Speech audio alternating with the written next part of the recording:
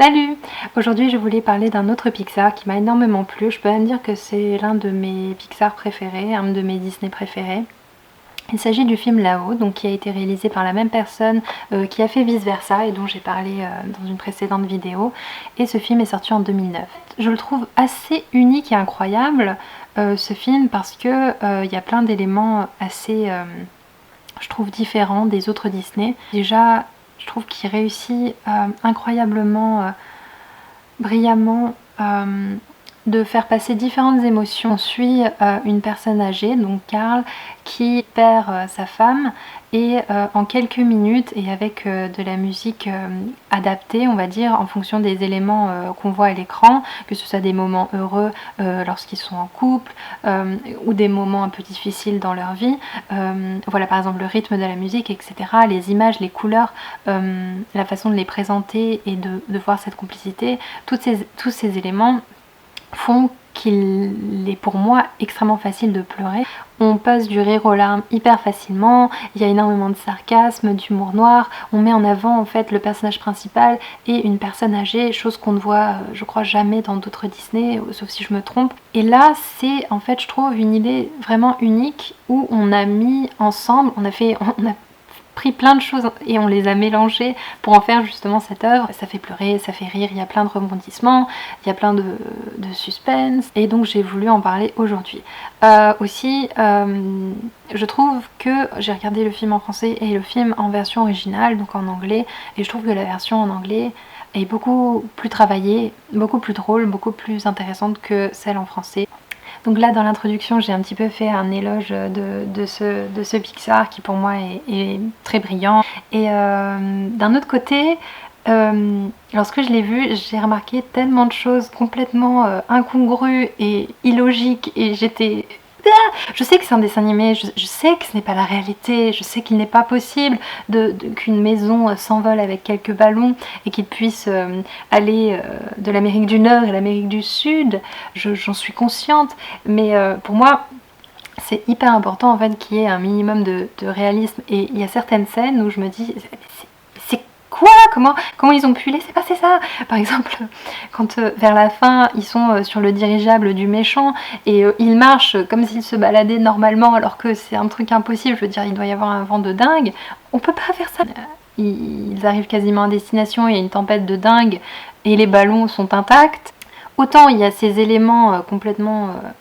illogique, et d'un autre côté on voit vers la fin en fait Carl par exemple qui a la barbe de 3 jours. Au début il s'est rasé donc il n'y a pas de barbe et vers la fin on voit donc cette petite barbe, ce petit détail. La chose vraiment pour moi qui aurait dû être mieux travaillée, c'est en fait le personnage de Carl et le personnage de Charles Muntz. Donc Charles Muntz est le méchant, donc the bad guy, et là on a Carl et en fait au début du film, on rencontre Carl, on voit Carl pour la première fois quand il a, je sais pas moi, 6 ans, 7 ans, 8 ans, donc il est tout petit, et en fait il est au cinéma et il voit un documentaire sur Charles Muntz. Donc moi je dirais que le mec doit avoir, bon, minimum 25 ans, on va dire, c'est vraiment, je suis encore généreuse je pense, et donc on va dire qu'il y a quand même pas mal d'années de différence, alors que vers la fin, je trouve que quand ils se rencontrent, Charles Muntz est beaucoup plus... Bon, je sais que peut-être Carl n'est pas hyper sportif ou voilà ce genre de choses, mais quand ils se battent, j'ai l'impression qu'ils sont au même stade, voire même Charles Muntz qui est beaucoup plus âgé et qui, bah, pour moi, doit avoir presque 100 ans, je pense. Et je sais que je fais tout un plat de ça, mais je trouve ça incroyable. Maintenant, on peut passer aux choses un peu plus cool. Avoir deux personnages complètement différents et avec un décalage au niveau de l'âge très important et qui puissent voilà, faire équipe ensemble, avec un chien totalement niais et totalement adorable, avec un oiseau qui a aussi son propre caractère, voilà, plein...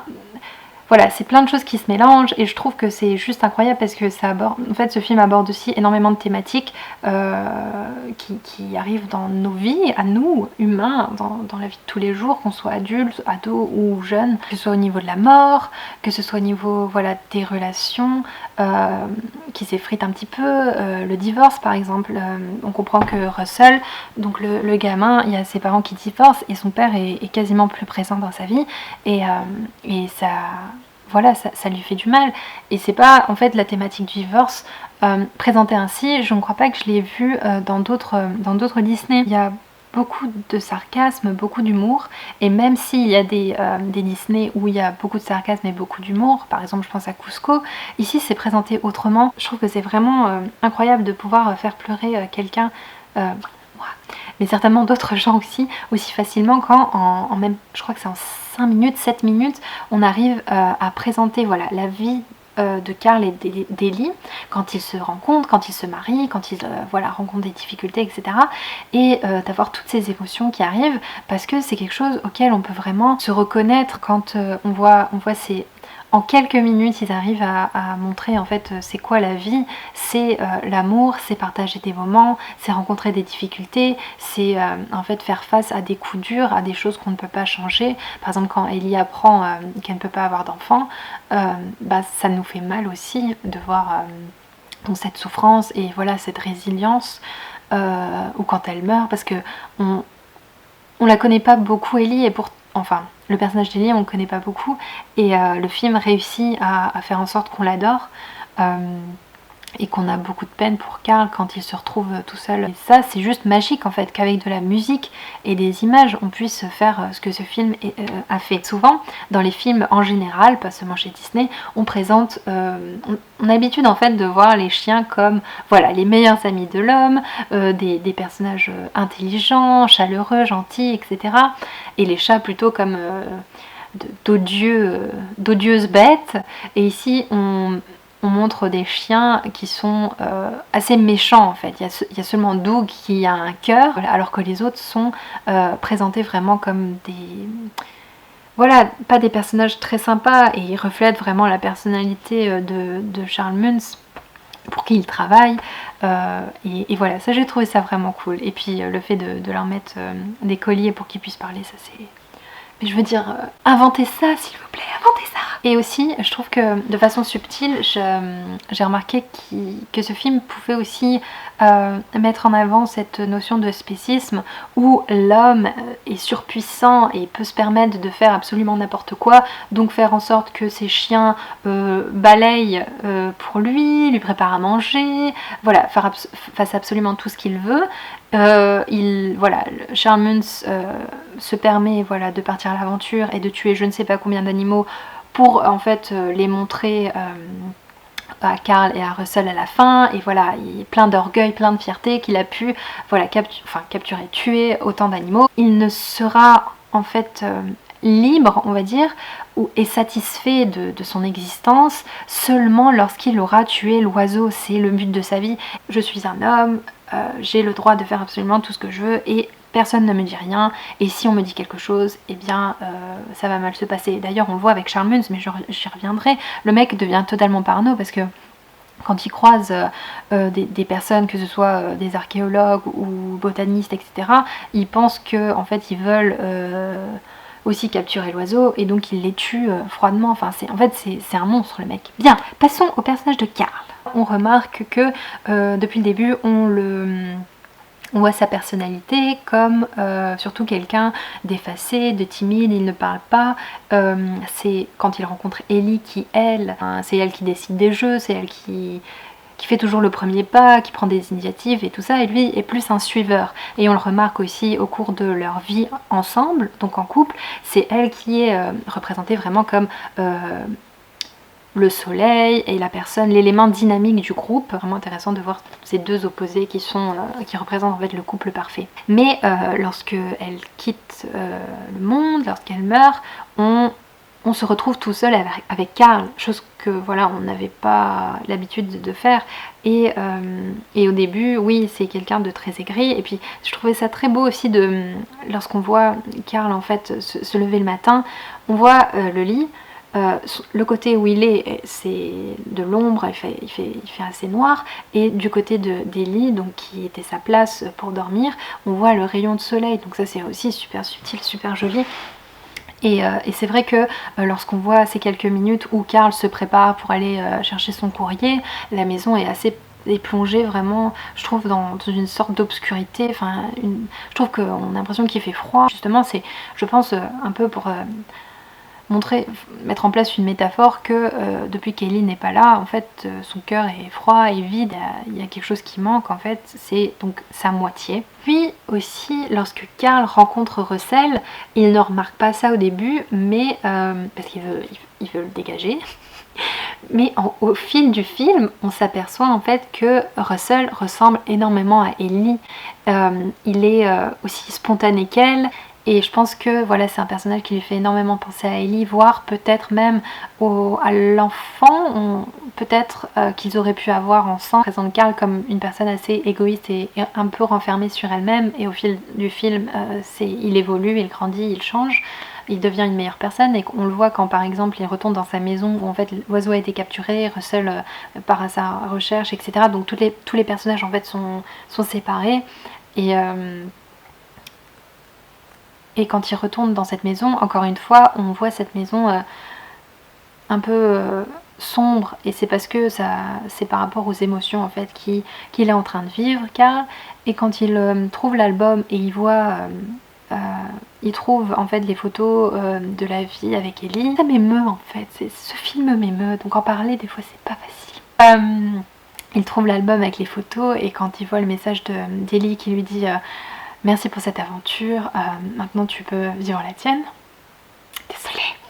C'est magique parce que c'est comme s'il comprenait qu'il est libre et qu'il a le droit d'être heureux, et qu'il est temps en fait de la laisser partir en fait. Et c'est là en fait qu'il change catégoriquement, et qu'il sait que c'est sa responsabilité, et il a envie d'être avec Russell et de sauver voilà l'oiseau du terrible Charles Muntz. Maintenant on peut passer à Charles Muntz.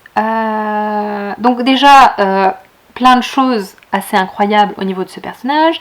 Non seulement il réussit à faire son ballon dirigeable lui-même, il réussit à inventer un collier magique qui permet de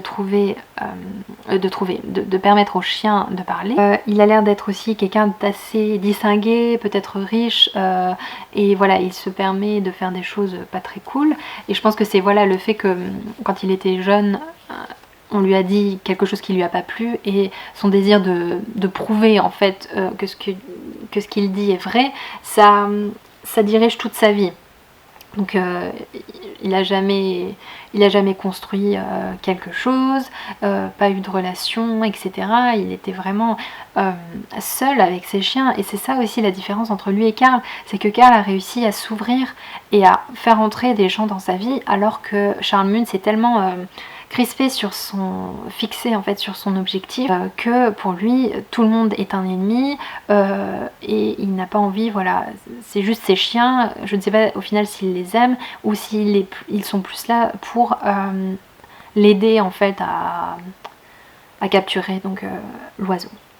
Et ce qui est incroyable, voilà, c'est ce que j'ai dit avant, c'est que Charles Muntz c'est quand même une personne extrêmement violente, parce qu'on dit le monstre des chutes du paradis ou je sais pas quoi, mais en fait voilà, c'est un peu comme dans La Belle et la Bête, où le monstre finalement n'est pas celui qu'on pense, où il tire avec son fusil sur son chien, sur un enfant, il n'a absolument pas de cœur. Et c'est pour ça aussi qu'on voit Doug, donc le chien, qui rapidement dès qu'il voit Carl, il lui dit voilà, tu es mon maître, je t'aime et tout ça, parce qu'il y a un vrai décalage entre Charles Muntz qui ne peut pas donner de l'amour et Doug qui a besoin d'amour et qui voit direct, instinctivement, que même si Carl a l'air froid, bien finalement c'est vraiment quelqu'un de bien, et je pense que Doug le ressent direct lorsqu'il le rencontre. Et j'ai trouvé ça très beau aussi que le film mette en avant des humains et des animaux, des êtres humains et des animaux, et qui fassent équipe ensemble. Voilà, donc c'est à peu près mon analyse, c'est assez brouillon. Je pense, pour conclure, que c'est un film assez magique qu'il faut voir, parce que il est aussi bon pour les enfants, je trouve, que pour les adultes. Si vous avez des choses à ajouter, n'hésitez surtout pas, je pense que j'ai oublié plein de choses. Donc dites-moi si c'est un film que vous avez aimé ou si alors vous n'avez pas du tout aimé. Bon après-midi, enfin bon après-midi, bonne journée, je ne sais pas à quelle heure vous regarderez cette vidéo, donc à bientôt.